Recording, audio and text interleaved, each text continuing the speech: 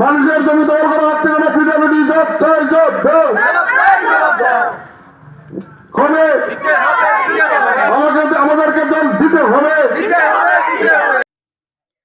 আসামমালা প্রকল্পের কাজে দুর্নীতি ও পানীয় জলের দাবি নিয়ে প্রতিবাদে উত্তাল বরখোলা। শিলচর জয়ন্তিয়া সড়ক আসামমালা প্রকল্পের আওতায় সড়ক নির্মাণ কাজ আরম্ভ হওয়ার পর থেকে একটি হইচই শুরু হয়েছিল বরখোলা জুড়ে। একাধিক জায়গায় জনগণের জমি দখল করে বিনিময় না দিয়ে কাজ করে যাচ্ছে বিভাগীয় কর্তৃপক্ষ। এরপর থেকে বহু আন্দোলন, বহু সংগ্রাম চলছিল বৃহত্তর বরখোলায়, কিন্তু কোনো সুরাহা হয়নি।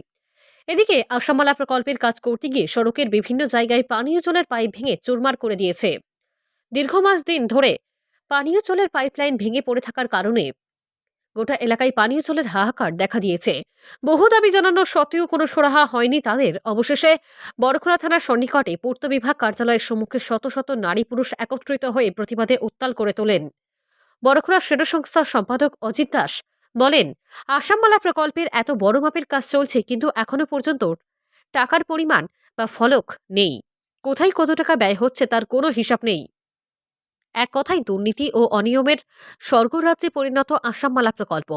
অবশেষে 2 ঘণ্টা প্রতিবাদের পর ঘটনাস্থলে উপস্থিত হন পূর্ত বিভাগের এসডিও সুজিত বৈষ্ণব সহ পানীয় জল প্রকল্পের আধিকারিকরা। 5 দিনের ভিতরে সমস্যার সমাধান হবে বলে আশ্বাস দেন।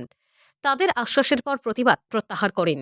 কিন্তু হবে না, সেটা আমরা মেনে নিতে পারবো না। আপনারা অনেক কিছুই দেখেছেন যে আমাদের এখানে এই রাস্তার মধ্যে পাইপের পুরো পাইপলাইনটা মিডিলে চলে এসেছে। আবার ল্যান্ড ইকুয়েশন না করে সেই ল্যান্ডের মাটি ফেলে রাস্তাকে চওড়া করা হচ্ছে, তা তো স্বাভাবিক হবেই। তো সেদিকেও কোনো নজর নেই, সেদিকে আম মানুষকে হেরানি করা হচ্ছে। কেউ জানি না আমরা আমাদের কতটুকু ল্যান্ড সরকার পাবে বা কি, আমাদের সাথে কোনো জিজ্ঞাসা নেই। একদম এসে একদম ওরা করে গেল, চলে গেল। কন্ট্রাক্টরটা কোথায় থেকে আসলো জানি না, এসে ওদের মন মাফিক কাজ করে যাচ্ছে এখানে। কিন্তু এখানে আমাদের আধিকারিকরা চুপচাপ বসে আছেন, সেটা তো আমরা মানি না। এবং আমি সেই দিকে অনুরোধ করছি আমাদের নরেন্দ্র মোদীজিকে এবং আমাদের মুখ্যমন্ত্রী হেমন্ত বিশ্ব শর্মা মহাশয়কে যে আপনি প্লিজ আমাদেরকে সাহায্য করুন। বরখোলাবাসীর যে জলের যে দিন দিন যে কষ্ট পাচ্ছে, সে তার থেকে আমাদেরকে পরিত্রাণ করুন, কারণ আমাদের আর অবস্থা নেই। আমরা কত ধর্ণা ধরবো এখানে। আমি শুনেছি আমার কাকু বলেছেন যে এসডিও বলেছেন যে আমাদেরকে তো কোনো মেমোরেন্ডাম দেওয়া হয়নি। কেন দেবো মেমোরেন্ডাম আপনাদেরকে? আপনাদেরকে তো সরকার রেখেছে এর জন্যই। আপনারা সেটা আপনারা সর্ট আউট করবেন যে পাবলিক কিভাবে হেরান যেতে না হয়, সেটার দিকে আপনারা প্রধান দেবেন, নজর দেবেন। কিন্তু আপনারা বলছেন মেমোরেন্ডাম। কেন মেমোরেন্ডাম দেবো আমরা? কিসের মেমোরেন্ডাম? আপনারা করবেন ভুল আর আমরা দেবো মেমোরেন্ডাম? এটা কি হয়? 5 দিন বন্ধ, আবার 3 দিন পাই, আবার 1 সপ্তাহ বন্ধ। তারপর এমনই বন্ধ হয়েছে বিগত 1 মাস ধরে আমাদের কোনো পানীয় জলের ব্যবস্থা নেই বরখোলাতে। আমরা এখানের লোকাল জনগণ অনেকেই ভদ্র, অনেকেই ভালো। অন্যান্য জায়গায় মারপিট শুরু হয়ে যেত। আমি ধন্যবাদ জানাচ্ছি জনগণদের, আপনারা যে এগিয়ে এসেছেন। জল এমন একটা জিনিস, সকাল 5টা থেকে শুরু করে রাত 11টা অবধি আমাদের জলের দরকার হয়। তাই আমি এই ডিপার্টমেন্টকে আমি ধিক্কার জানাই। ওদের কানে আমাদের কথা যায় না। আজকে এদত অঞ্চলের মধ্যে আমাদের একটা পুষ্কুনি ছিল, ওদিকে এলাকার মানুষ সেই জল নিয়ে সুরক্ষা পাচ্ছেন। আর পানীয় জলের তো কথা বলে লাভ নেই।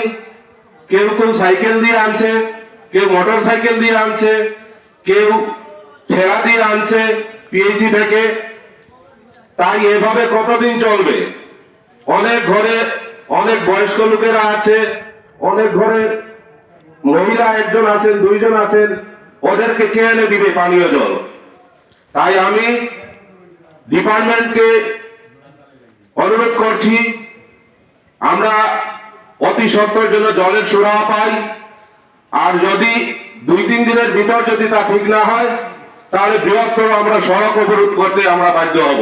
জলের ব্যবস্থা আমাদের গ্রামাঞ্চলের মানুষে পার না, অনেক কষ্ট করে এই থানার সংলগ্ন একটা দিঘি, এই দিঘির থেকে অনেকে জল নেয়, কেউ জাতিঙ্গা নদীর থেকে, কেউ অন্য দিক থেকে আনের।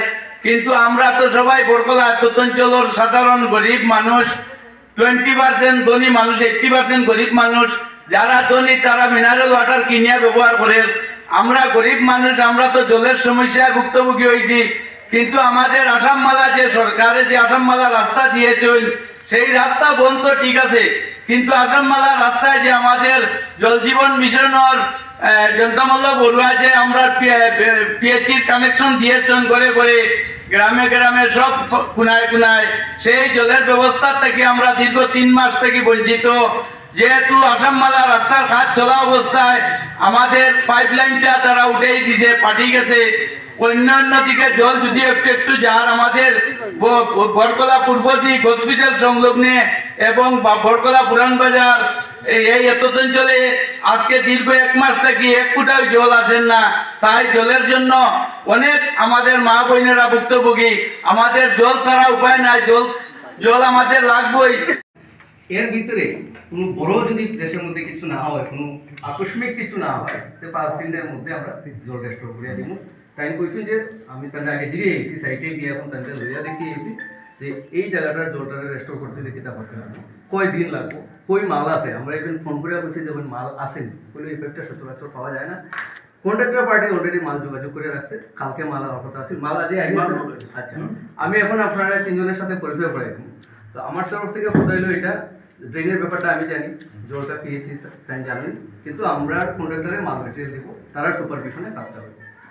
5 দিনের মধ্যে জলের এই সমস্যাটা আপনারা দিব সলভ করে। আর তারা আমি বলছি 5 থেকে 7 দিনের মধ্যে, এখানে 7 দিন লাগে না, আমি 5 থেকে 7 দিন করেছি। এই সাইডে দিয়ে যে ড্রেন বা ইয়েগুলো যে বন্ধ হয়ে গেছে, কালভার্টগুলো, এগুলো খুলিয়ে দিয়েছে। আপনার সামনে তারা কইছিলাম, শেষ করলে। হ্যাঁ, আচ্ছা, 2 নম্বর পয়েন্ট। থার্ড হইল, কালি মই তোমাক কৈছিলো নাকি ইলেকট্রিক লাইনের কথা, লগালগ ফোন করেছো তুমি, মানুষ মাতিছা। আমি সঙ্গে সঙ্গে তারা কইছি ইলেকট্রিক লাইন যেসব জায়গাতে ডেঞ্জারাস হয়ে গেছে, মানে রাস্তা উঠাতে লাইনের পার্টিকুলার ক্লিয়ারেন্সটা কমে গেছে, তো দেখেই মনে হয় রাত্রেবেলা কোনো গাড়িকে অ্যাক্সিডেন্ট করতে পারে। তো ইলেকট্রিসিটি নিয়ে এত খেলা করা যায় না, রাস্তা একদিন করে বানানো যায়, ইলেকট্রিসিটি নাঙ্গা ছাড়া যায় না। তো থার্ড পয়েন্ট হলো ইলেকট্রিসিটি। আমি তারা ইনস্ট্রাকশন দিয়ে রাখছি, আমরা দিয়ে দিয়েছি, আমার এক্সিকিউটিভ ইঞ্জিনিয়াররা জানাইছি যে আপনারা লাগে কাজ করবা না, আর যেখানে কাজ করে লেছেন পার্মানেন্ট ব্যারিকেড দিন, আইলে মাটি স্ট্যাক করে এইসব জায়গাতে রাখুন, যাতে কোনো গাড়ি একটা সাইড দিতে গিয়ে যাতে ঢুকে।